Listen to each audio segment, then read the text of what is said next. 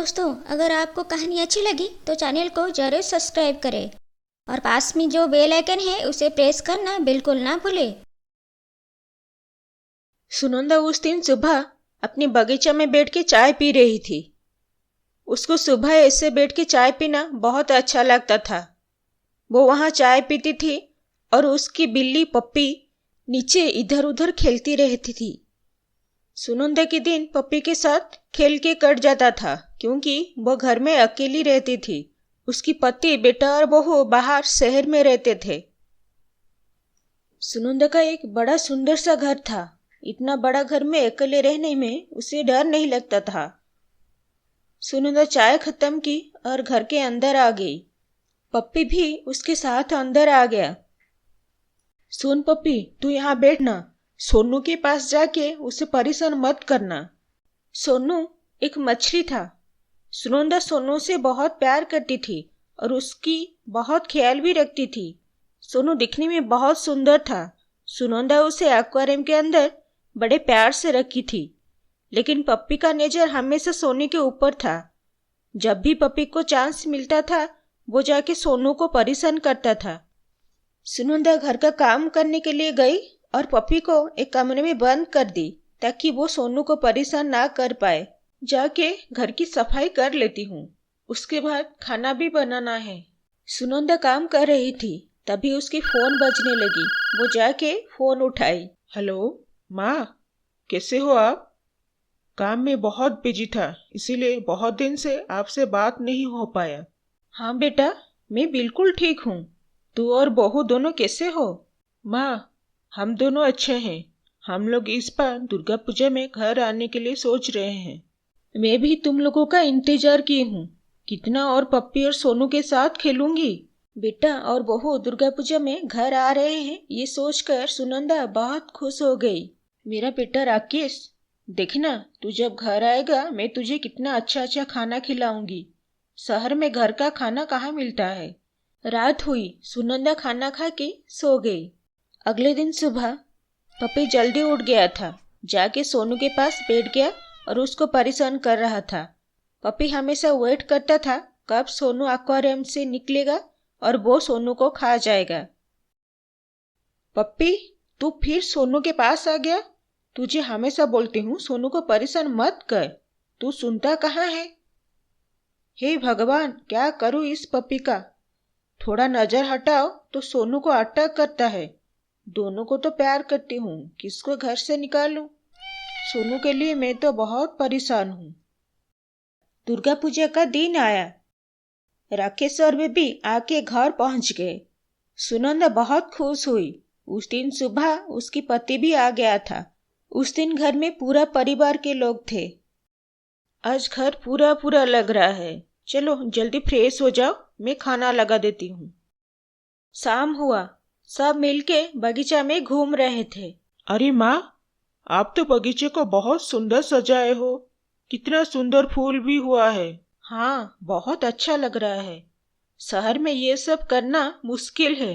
तेरा माँ ये सब करके टाइम पास करती रहती है। शहर जाने के लिए बोलो तो सुनती कहाँ है। घर को छोड़ के मैं कहीं नहीं जाऊंगी। मैं तो अब सोनू को लेके बहुत टेंशन में हूँ।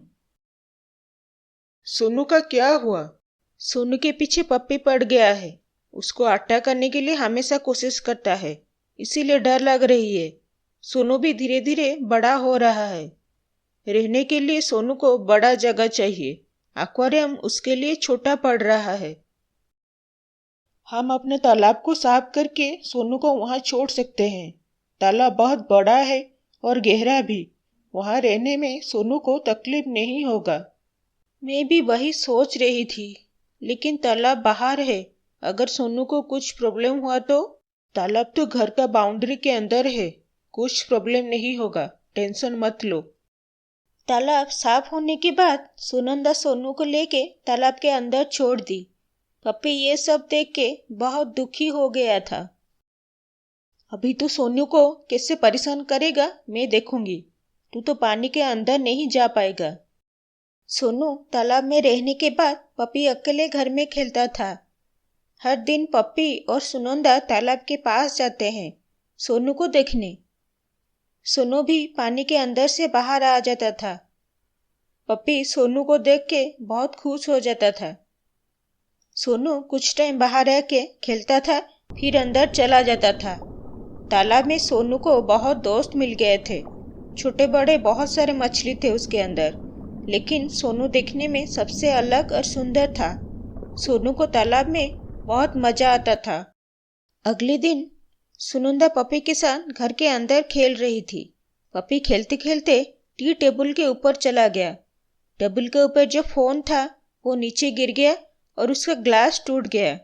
हे भगवान पपी, तू ये क्या कर दिया? बेबी की आईफोन टूट गया। क्या बोलूँगी अभी बेबी को मैं? इतना महंगा फ़ोन टूट गया। बेबी अपनी आईफोन टूट गया ये देखकर, अरे मेरा इतना कीमती फ़ोन टूट गया। माँ, आपको ध्यान रखना चाहिए था ना। आपको पता भी है ये फ़ोन का प्राइस कितना है?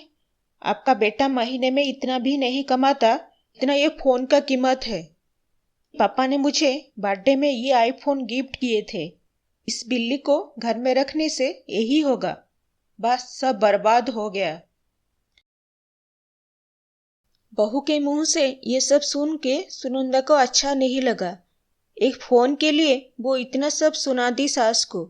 ये बात सुन के सुनंदा को बहुत बुरा लगा। दुखी होके सुनंदा घर का बालकनी में आके खड़ी थी। बारिश भी हो रही थी उस टाइम। उसकी नज़र तालाब की ओर गई। वो देखी सोनू पानी में खेल रहा था, लेकिन उस दिन सोनू का शरीर बड़ा लग रहा था। अरे सोनू इतना बड़ा दिख रहा है, लग रहा है तालाब के अंदर बहुत जल्दी जल्दी बड़ा हो रहा है। बहू की फोन टूटने की वजह से वो बहुत गुस्से में थी और सबके साथ बुरा बर्ताव करती थी। सास के ऊपर ज्यादा गुस्सा थी।